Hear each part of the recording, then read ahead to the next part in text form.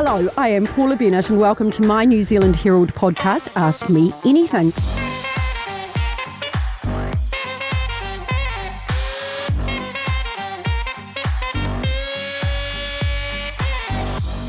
Now, one thing I've learnt in life is it's never too late to learn something new. So on this podcast, I talk to people from all walks of life to hear about how they got to where they are and get some advice and guidance on some of life's biggest questions. Today, I am beyond thrilled to be joined by Australian author Trent Dalton. Trent's books include his latest Lola in the Mirror love stories, All Our Shimmering Skies, and my favourite global hit, Boy Swallows Universe, which has also been adapted by Netflix. Boy Swallows Universe is largely based on Trent's own childhood. A father was a big drinker, his mother a heroin addict, and a drug-dealing stepfather. Both his mum and stepfather ended up in jail.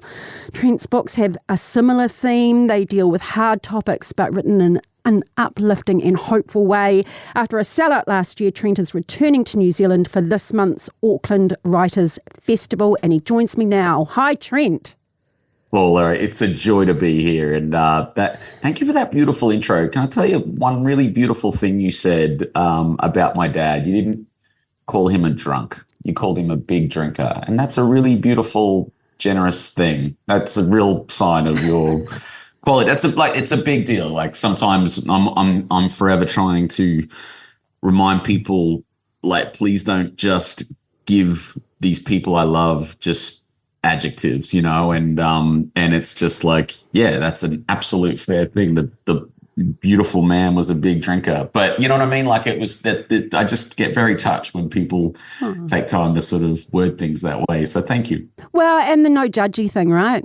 Well, exactly. I mean, that's what Boy Swallows Universe is all about. If anyone's ever seen that show or read that book, it's absolutely me going, yeah, well, he was that. He absolutely was that, but he was also these other incredible things, and that one aspect of him, I hope, would never define him, and exactly. And you learn that in journalism, don't you, a lot. And I want to delve into all of that because it's, and I'm delving in already, but it's just kind of fascinating that so often people can see people as one-dimensional. And if there are those great character flaws and, it says she who carries many, and that context though, some people are just so black and white, and they just don't see that multidimensional and that wonderfulness of the whole person. It's part of our kind of global problem, isn't it? You know what I mean? Like it's like, and it's that beautiful thing, you think you hate someone, please step a bit closer, and I love, the role that journalism plays. Sometimes I'm always trying to defend journalism for that very reason, is we're just trying to get a bit closer often, at least feature writers do and feature journos do. And you're trying to take that time to get to the humanity of a person. And, it's like my mum, it's like, like in the 80s, she was like a heroin addict, but it's like, man, she's the most amazing grandmother to my kids now, Paula. Like, it's like she's, and she's just like retired and just lives this incredible life. Yeah. So that little period of her life was a blip on the radar of an incredibly complex and incredible woman, So it's sort of, it's beautiful. But yeah, it's the non-judgy stuff. And the non-judgy people are the best people to talk to, yeah, that's why I'm always delving into that stuff. Yeah. My daughter is, how old is she? 38 or something, just turned. And so we just have this major joke, though, and we've always done it most of her life is we'll start, talking about someone. Did you hear that Sally, it's, my God, she slept with so-and-so, at work. And then we both look at each other and go, no judgy, though. Well, you know what I've started doing with my wife? I just go, I'm not gossiping. I'm not gossiping anymore. You know what I mean? I find myself, because it's the storyteller in me, like I'm always interested in stories. I'm not interested in the gossip. I'm trying not to be a gossip. You know what I mean? That's all about this judgy. Like, it's like whenever I'm gossiping, I found myself being so judgmental, and it's just like, oh, listen to me. But that's really funny. You say, not judging. Not judging.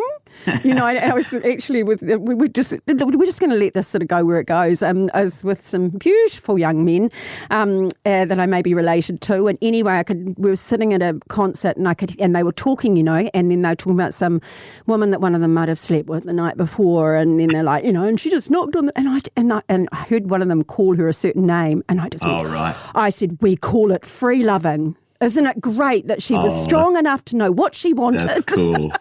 No, we're sorry, Paula. I'm the dad of two teenage girls, and they always pick me up, and they're like, Dad, who the hell are you to judge what that person's wearing or how she wants to express herself? And I've learned so much about that from that generation. Yeah. It's just like, stop with your, and that's it. Picking up on ways to speak about things or whatever. Yeah, it's like, that's so true. I love that. So we call it free loving. We call it free loving. That's what we do.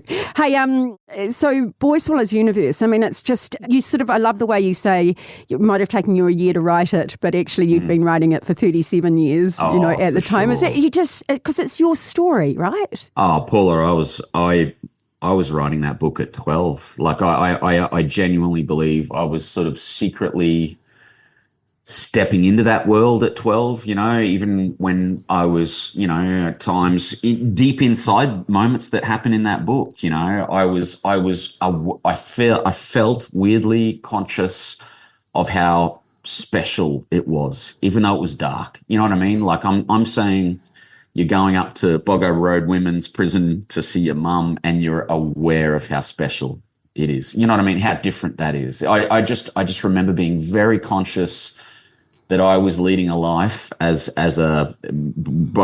was about 7 till about 20, that was just different to so many other people, and I look back on that book now but I think I secretly used that as some sort of weird superpower, some secret power or something I carried. It's weird, Paula. Like you mean writing the book in your head was kind of that superpower? Is it? Yeah, just constantly thinking about it and kind of feeling like kidding myself, maybe lying to myself that it's special. You know what I mean? That what I was experiencing was special when it probably wasn't. When on paper, like I know a social welfare worker or something would call it perhaps something that they'd need to come in and address, but I just felt it was special. And I was surrounded by these beautiful dreamer boys who were these 3 older brothers of mine who also looked at life in special ways as well. And so we all thought we were flipping Knights of the Round Table or something, and we were just playing with swords and shields and kind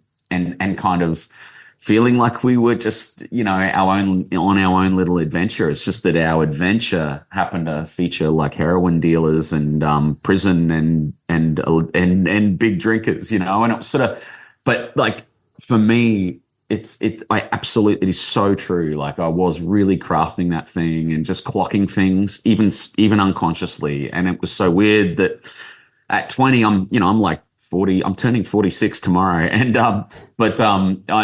when I was 38, it was just all in there, Paula. It was just all in there. And it just came out so fast. Yeah. And so, I mean, I'm just fascinated because, I mean, as you say, it's not small stuff you were dealing with as a child. You've literally got violence around you.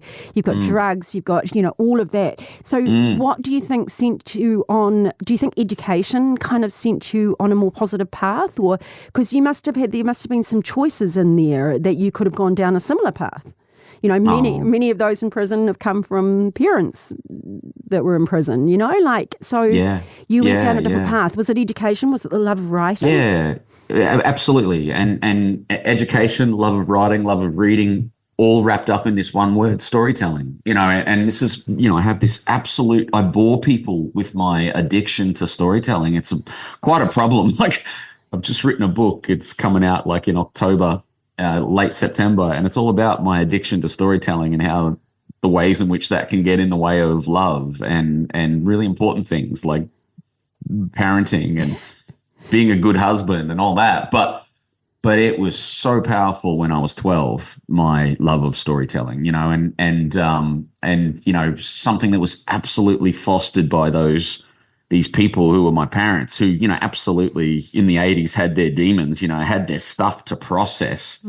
But at the same time, okay, it's storytelling and love. I can never, ever, I want to honor every kid in New Zealand and Australia who ever goes through some of that social stuff, those sort of fringe city social stuff without love. Yeah. I don't know how they do it, and I know there's thousands of them that are doing it, and sometimes they're on the street or wherever without love.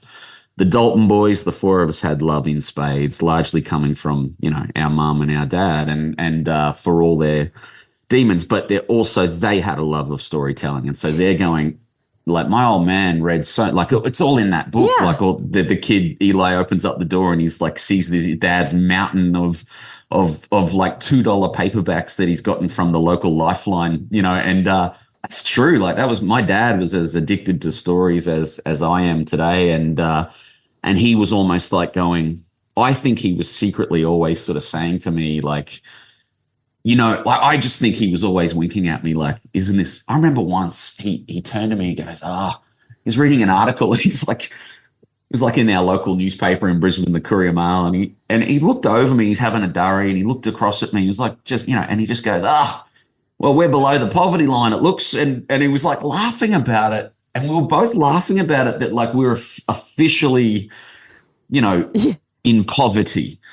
And he was almost like, clock that, Trent, like, clock this moment. It was almost like he was sort of saying, remember this moment. And I'm 12 or something. Is like, this is all part of your journey. You know what I mean? Like, it was almost like understood. It won't always be like this. So just remember this moment today. You know what I mean? It was just, I don't know. He used to always say stuff to me that was like he was kind of letting me know the signposts of the story that I was living. It was weird, Paula. Like, it's so, but that was them sort of going, hey, it's all good because we've got each other and we got love. And but all that reading, like, I just say he was fascinating because he was a big drinker, and then he would just devour books, right? And that was kind of his ritual of his day, is the way you wrote it. But then I was thinking, oh God, he would have loved audio books.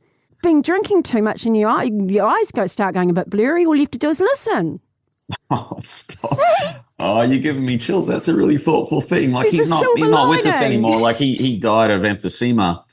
And the greatest tragedy of Boy Swallows Universe, Paula, and maybe it's for the best that he didn't read it, because there's some tough stuff in that too that would sort of hold up a bit of a mirror to how he was back in the day. But it was also showing a mirror to how beautiful he was. And I tell you, Paula, like, if he could have been fishing out at this where he lived, he was a mud crabber. Like, he basically caught mud crabs in this passage called Palmerston Passage in Bribie Island. If anyone's ever been to that area from New Zealand, it's not far from Brisbane.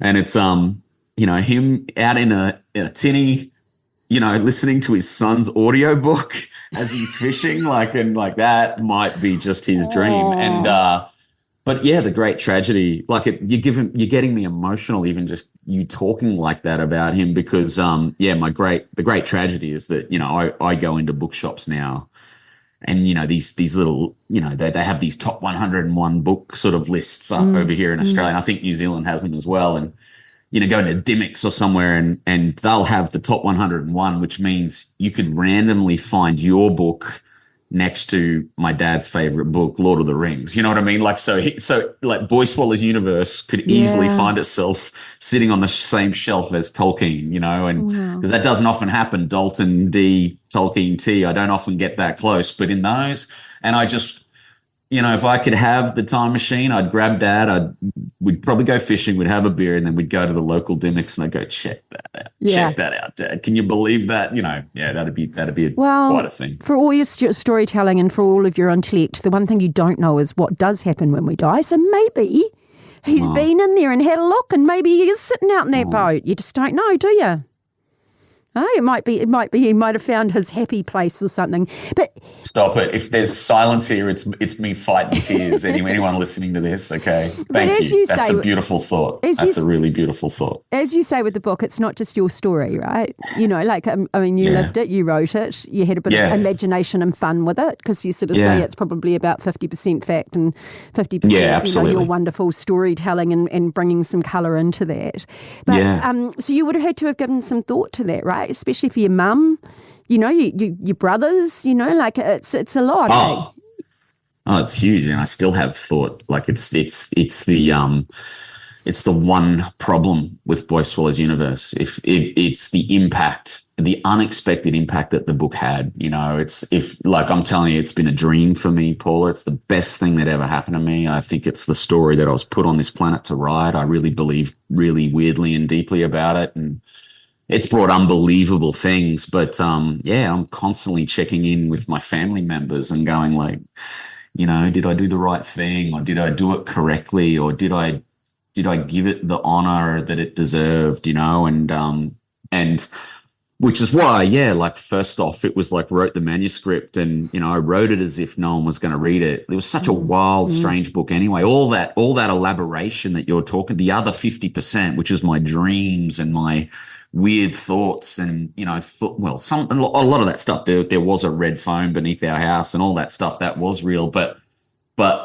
some of that metaphysical conversations that Eli Bell has in that book, that's all my dreams and thinking and wishful thinking and stuff. Anyway, I just thought no one's going to read this, no one's, let alone publish it anyway. And so, but just in case, I better just run it past Mum and my 3 older brothers and my wife, Fiona. And Mum was just the best, Paula. Like you got to understand, like she was working at Budget Direct, which is like this Australian insurance company, like on the phones, working the phones, like taking people's like insurance claims. So she's well past that stuff. And she's like, reads the manuscript, and she calls me back 2 days later. And I'm like, I hope Mum, you know, I wonder what Mum's going to think. And she calls me back 2 days later, and she's like, I started it, couldn't stop reading it. And she just said, Trent, it's beautiful. Like it's beautiful. It's so much bigger than us. And then wonderfully she said, however, I've got some notes. And then she goes, I'm going to send them to you in the post. And so a week later, I received in the mail. It was unbelievable. It was the most beautiful thing. And Mum had these, like one of those Spirax notebooks, and she just stapled like 10 pages of Spirax that she'd written in dot point notes, and with this blue ballpoint pen.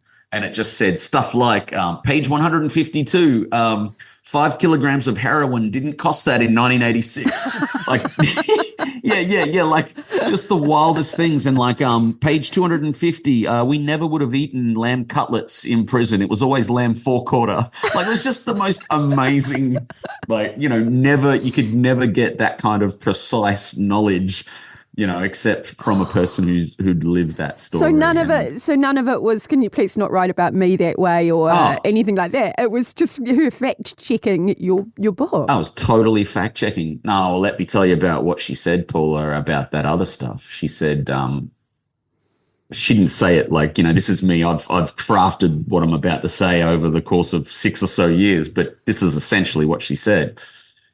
I wasn't able to give you anything, you know, like, I was not able to give you. I'm going to get it because she did give you love. Yeah. Yeah. She said, Trent, it's a love story, you know, and I gave you that story, you know, and you know, she did, and she gave me the greatest gift, Paula. Like by doing what she did, which is okay, and she had to do this. Like she had to then go knock on the boss of Budget Direct's door and go like, oh, I'm sorry, I've got this son. He's written this book. Don't worry, no one's going to read it. But just in case anyone does, if it goes anywhere, you should probably know it involves like the time I was like, you know, fell in love with a heroin dealer and we both went to prison. And she's like, that's all well in the past. So don't worry. But anyway, no one's going to read this thing. And anyway, that person that she spoke to did read it. And they came back to her, you know, weeks later, months later, and just said, hey, I did read that book of your son's, and this amazing boss, right? They're like, hey, I just want you to know we value you even more. Wow. It was like, yeah, it was just like people are just the best. People are amazing. So yeah, you can just never underestimate anyone or predict how anyone's going to feel, because a lot of people are like what you were talking about, non-judgy, and a lot of non-judgy people read Boy Swallows Universe and judged it in the best light, But Yeah. you saying people are wonderful, which kind of leads me to your idol, Eddie Veder. Like, are you a bit of a Pearl Jam? Stop. Go on. What the hell? You are. Don't eh? even, oh man. But did he Paula. really send you a message? Because Paula. I read somewhere that he sent you a message about Paula Eli and Gus. Okay, so. Because you're a big fan, right? Okay, I'll try and tell the story really quickly, Go on, all then. right? So it's my daughter's graduation, our eldest daughter.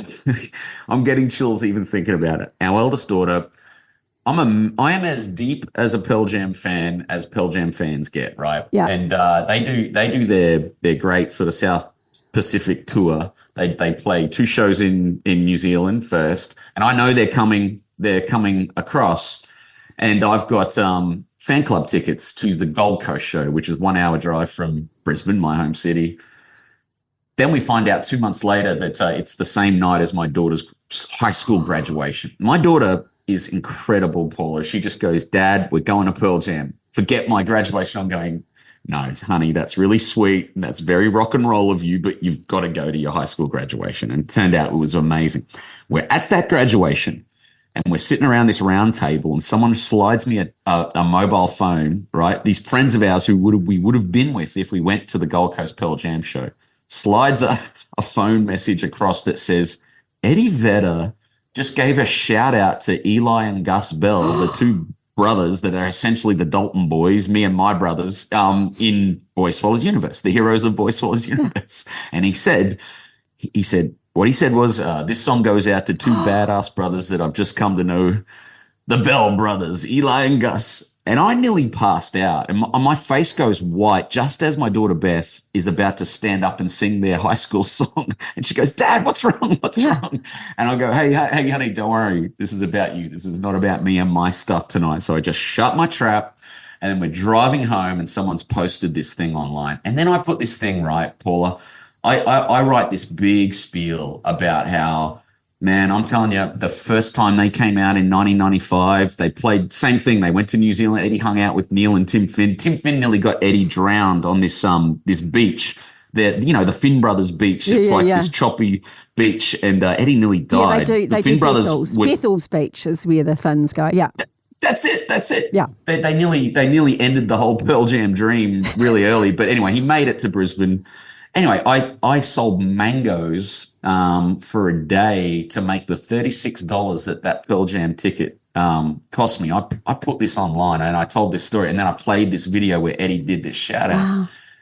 Anyway, so to cut a long story short, it's a better story than I thought. Oh, it goes even, man. Don't I've got to now tell it. But anyway, you cut this up, Paul, if you want. But we're at the Melbourne show. My brother Ben has a Pearl Jam tattoo on his left shoulder, and I'm with him and our wives, and we get a text, and it's Pearl Jam's road manager, and they just say, "Hey, Trent, are you at this gig? Stay there. We're going to find you." I'm with the band. Anyway, they bring us backstage. Oh. They usher us into Eddie Vedder's dressing room, and then he's there. It's only him inside his green room, and I'm losing my mind. And he says, so I was on the Gold Coast. It was raining. There was no surf. I would normally been surfing, but I went up to watch Netflix, and I turned on this show, and there's these 2 boys in this Holden Kingswood flying in the sky, and I'm shaking my head going, how on earth did this thing get made? And I had to stop, and he starts getting emotional. He's getting emotional about something.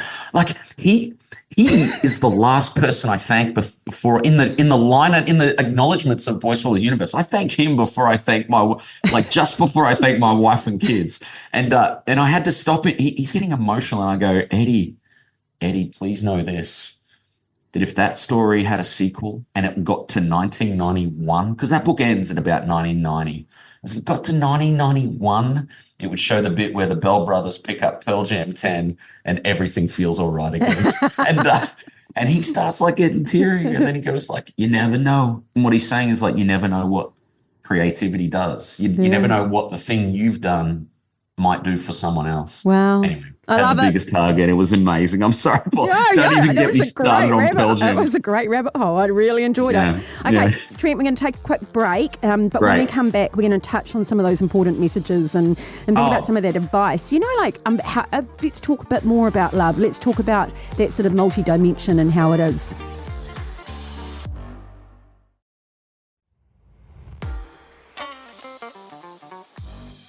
You are back listening to Ask Me Anything. My guest this episode is Boy Swallows Universe author, amongst a whole lot of other books, Trent Dalton. Right, let's talk a bit about optimism because, you know, as you say, that childhood and some of it was pretty dark and pretty bad.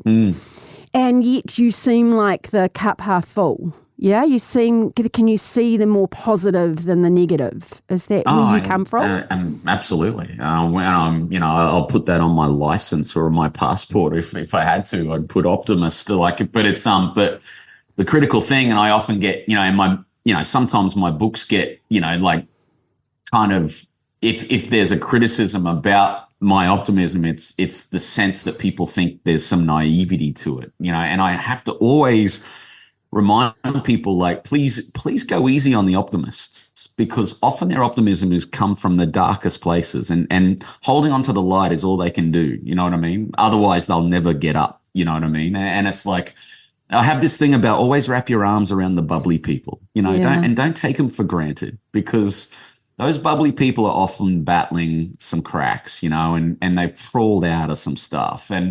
And it's just like, please never mistake optimism for naivety. And it's that's a beautiful way to look at the world. It's like, I choose, it's an absolute rebellion, like it's optimistic rebellion, I'm going, no, and I bring it with any kind of conflict these days or any kind of hate. I just go, hey man, I'm here for you. I'm here for, whatever you need, and it's kind of insulting. I get it. It's insulting to say optimism comes with a whole dose of naivety. I mean, you live your life, right? You are in it. And the fact that you can take, positives out of it and still have those kinds of relationships with the adults that, probably could have done a different job at times. Let's be fair. That's something really special about you. It's certainly not something that one should, in my opinion, be quite insulting by saying exactly. Like it's sort of, you can look at Boy Swallows Universe with that thing that everybody says is rose-colored glasses, and it's like, man, it's not that. It's not that at all. It's the same reason. So many kids in all right through New Zealand and Australia who are choosing to absolutely love their parents because they are aware that the kids, that themselves are their way through. You know what I mean? And I love this unconscious thing that kids do. And I swear to God, Paula, I did it all the time. I recognized and presented to myself, regularly to my father as hope, as his way out. I whether I knew it at 13 or 14, I think I unconsciously had some idea of that like, mate, I'm I'm going to get emotional again, but it's like, man, I'm here. I'm not going anywhere. If you don't go anywhere, I won't go anywhere, and that's just a wonderful choice that I remember consciously making. Some mornings you just want to, it's like, no, all right, I'm gone too. You want to get on, all right, well, I don't have the drink to get onto, but I do have a bike. You can escape through the booze. I might escape on my Malvern Star or my Mongoose, but I won't if you don't, you know what I mean? And it's kind of, that's so beautiful. That little interaction is happening, at 10 a.m. in the morning in the suburbs across New Zealand every single day. Some kids making that beautiful choice. And it ends in tragedy sometimes too. I absolutely recognize, and it ends in sorrow. But sometimes, by clinging to that optimism, you can get through. And, my mum was an amazing example. She told me a story.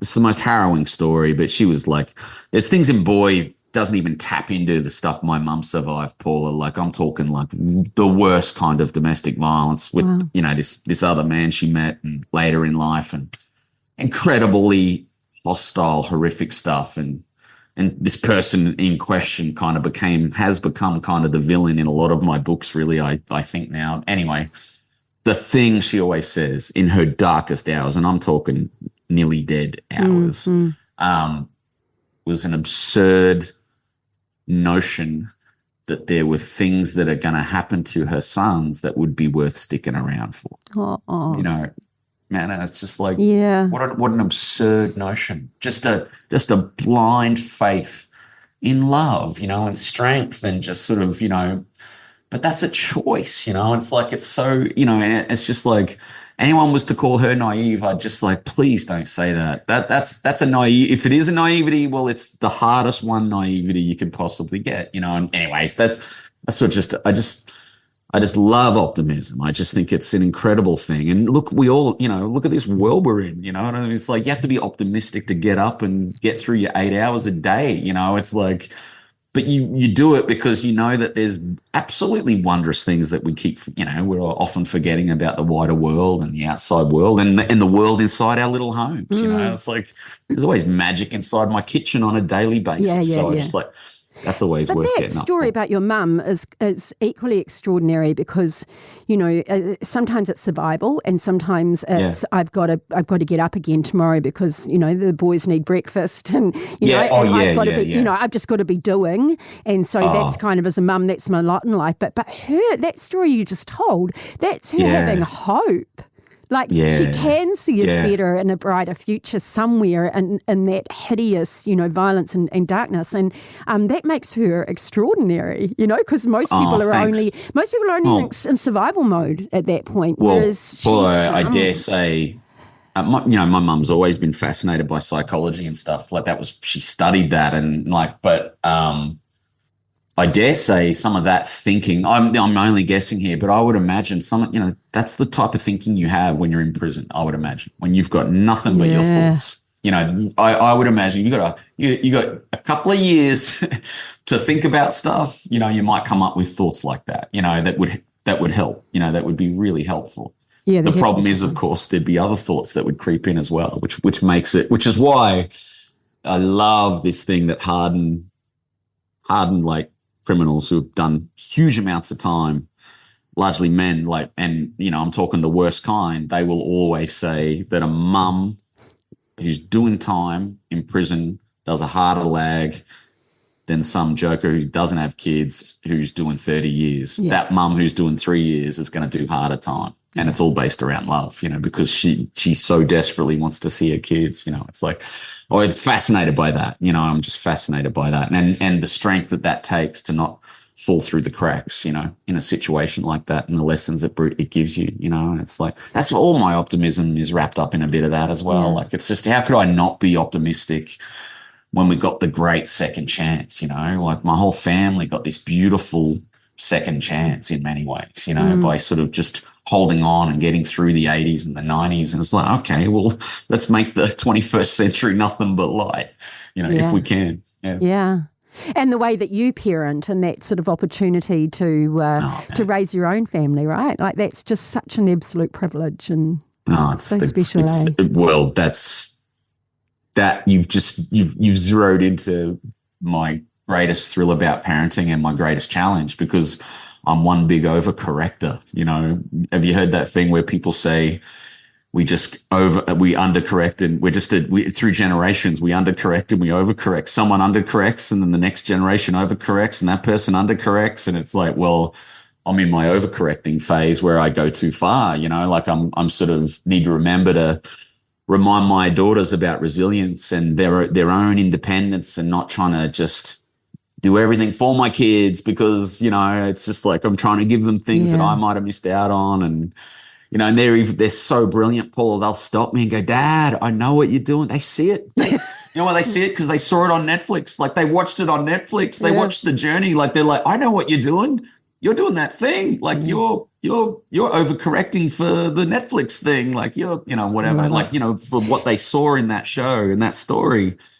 Yeah, they get it now. You know, they got to see their sort of dad's childhood on screen, and it taught them all these lessons about who I am as a dad at 46, you know. Yeah. It's amazing, though. I was just thinking, because I had my daughter when I was only 17, and I was a single mum, and she was pretty rough. She was pretty rough back then, you know, like, wow. Sort of, that was 1987. Hey, bravo. But there were there were times of, real poverty, as you can imagine, times of choosing the wrong bloke and, and being in quite abusive relationships and things. But it was only about 8 years ago, and my daughter and I were alone because usually her kids and she's married and all the rest of it. Anyway, we went to Fiji and did exactly what a mother and 30-year-old daughter should do, and that's drunk far too much wine. I started crying, and I said to her, I said, I'm so sorry for some of your childhood, and do you remember? And the times when I'd say I'd be home at this time, and then I wasn't, and and she just and she just looked at me and she goes, Mum, I don't remember any of that. I remember singing in the car. I remember camping because we didn't have any, it didn't matter, we didn't have money because we just went camping. I remember we went to the beach all the time because it was the only sort of free activity that we could do. And so her memories were so different than mine. All she's carrying is beauty. Yeah. All she's carrying is the wonder of those moments. And isn't that, and yet you would have stewed on these things for decades. I know. I was like, one day I'm going to tell her about that. If one day, if we're on a beach, I'll just get a chance to apologize. Yeah. Just she's like, Mum, what a beautiful conversation that must have been. It was. It was just like, I was so young and I was so dumb and I was so stupid. And she was just like, nah, not, all my friends were jealous because you were young and fun. And, it was just like, we went for it, it was really, So just what you can choose to remember and what you can choose to take out is quite amazing as well.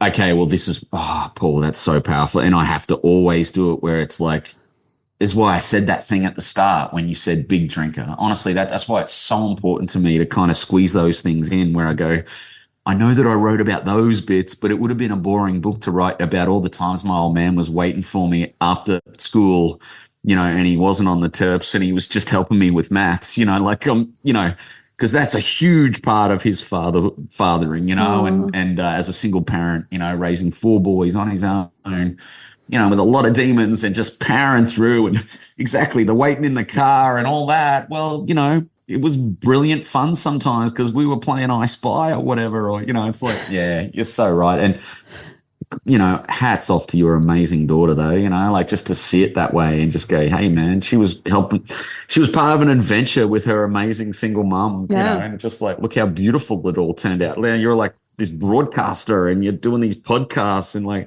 she must be so incredibly proud of you, Paula. Yeah, but Trent, she lives in Darwin and runs the family violence unit up there. Stop it. Yes. So you want to go who's pretty bloody special and amazing. She's just incredible. Amazing? Yeah. Do you think that's partly related to, whatever things she might have?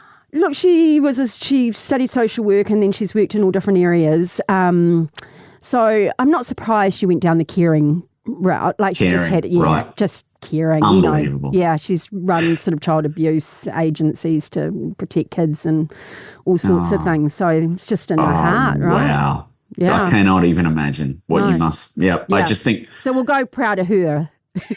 Yeah. Okay. Done deal. But rightly so. Like people are in those roles. That's it. They're the people. They're the ones doing the real stuff. So you're heading back to the Auckland Writers Festival. Last year you filled the theatre. It was incredible. And the Standing O. That event last year, I swear, was the most powerful book event I've ever done. It was extraordinary. And it was so powerful because there was just so much to catch up on. I hadn't done a book event in New Zealand and I just can't wait to kind of do part 2 of that. Yeah. I hope every person who went to that last one comes because it's like we get to continue the conversation. It was just beautiful and that Kiri Takanawa theatre is just so special and it was just like to be in those hallowed halls telling my little yarns from, suburban Brisbane, Queensland, Australia, and to be kind of cared for in that way. It's a community just going, hey, we're here, let rip. And I just I'm that type of person and it's totally from my past or it's the thing of being a younger brother of 4 or whatever it is. If I sense that the crowd's like, I'm still listening, I'll go deeper and deeper, as you said, the rabbit hole, and I'll just keep digging and digging until I find something. And then at the end, we're all just sort of sharing these amazing things. Yeah, it was Fantastic, eh? phenomenal. Well, because it's an advice segment, I will advise your audience, and I try and tell people this, but you get back what you put in as an audience member, eh? Like you were just saying, if you're all still interested, and I can feel it, but I do a lot of public speaking, and I'm just like, wow, if you're really getting something from them, you give them so much more. So be an active audience member. Yeah, it's the great art of listening. It's like I do it all the time. I'm such a puppy dog listener in my journalism. Like I'm not like, I hope me calling you Paula, a puppy dog listener is not an insult, because you are an amazing, what I call a puppy dog listener, who is just so engaged, and it's like that's what makes talking to you so fun. But I do it all the time, and I'm like, yeah. Then what happened? Oh, like it's just, there's such enthusiasm on the other end. And you can feel that in a collective way when you're at some of these things sometimes. Oh, well, I'll be in the audience, so I'm really looking forward to it. And when we close up, I'm going to tell everyone where they can go and get tickets and when and everything else. Thank you. It's also my love of New Zealand culture too. Like I'm saying pop culturally, New Zealand's impact on me is huge. Like I dropped the Finn brothers before, but I'm telling you, I can go back to Split Ends. I'm talking early 80s, being, to the point of like Neil singing "I Got You" kind of changing my life, you know, and then picking up the works of Jane Campion and, seeing Once We're Warriors for the first time and going, oh, so we're actually allowed to write about our suburbs. Like we can tell stories about this stuff, you know what I mean? And, that was groundbreaking for the Dalton boys to see kitchens. Like, oh, that's a kitchen I understand. You know what I mean? And so, that's what got me so excited, last year to come and tell some of those stories to New Zealanders who know those worlds. We're very excited about having you back. There is absolutely no doubt about that.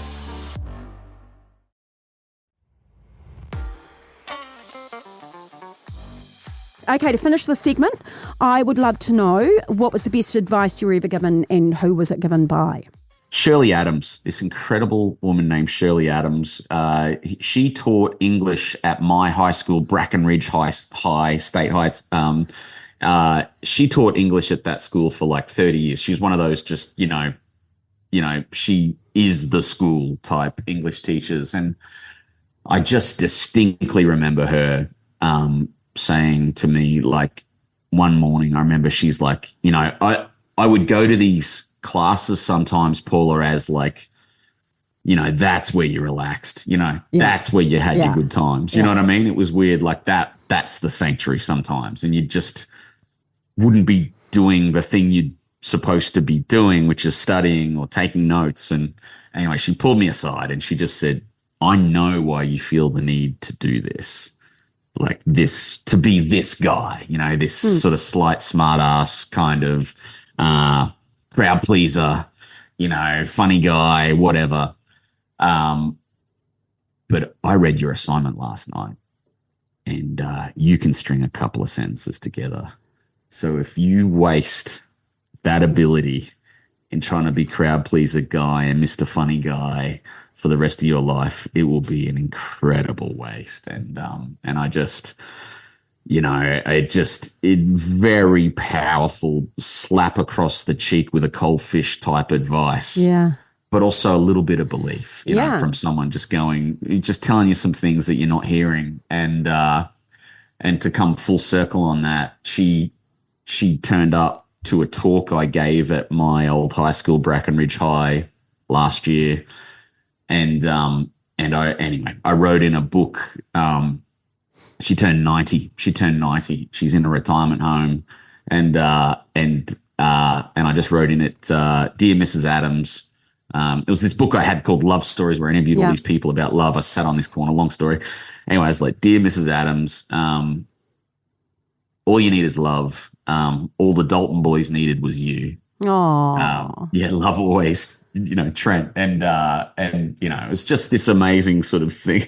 I remember she said to me, she goes, "You were such a rat. You were such a rat." And, but she said that in the most loving way. And, she was just so incredibly proud that, like, she got to see some of that stuff, that stuff that she saw in English class that time. Yeah. So that's just one thing. I mean, that's just that classic teacherly advice. It was just, it's not even advice. It's just care. You know what I mean? It's just having someone just go, yeah, it's like, I see you. You know what I mean? I'm seeing it. I see it. I see the whole backstory. She's seen it before.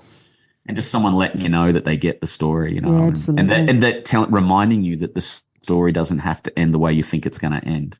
And honestly, at that time, I was very into Kurt Cobain and grunge and maudlin behavior. You know what I mean? Just drinking and smoking and just going down a road the only road I saw. And Shirley Adams showed me another road. And it's so important to have those incredible people who sort of open up other roads in your head. Yeah, absolutely. Absolutely. Well, Trent, I've absolutely loved chatting to you today. I'm going to come and see you. So everybody, Trent at the Auckland Writers Festival on Tuesday, the 13th of May. For more information, just go to writersfestival.co.nz. I bought my ticket online. It was easy to do. So you can go and do that and just find all of Trent's books in stores or buy them on Spotify or something and listen to the audiobooks because it's well worth it. So thank you so much, Trent. You're the best. Thank you so much, Paul. That was beautiful. I really enjoyed that. And all the best to your amazing daughter in Darwin. She's incredible. Thank you. Okay, so that's it for another episode of Ask Me Anything. If you've enjoyed this episode, please follow Ask Me Anything on iHeartRadio or wherever you get your podcasts.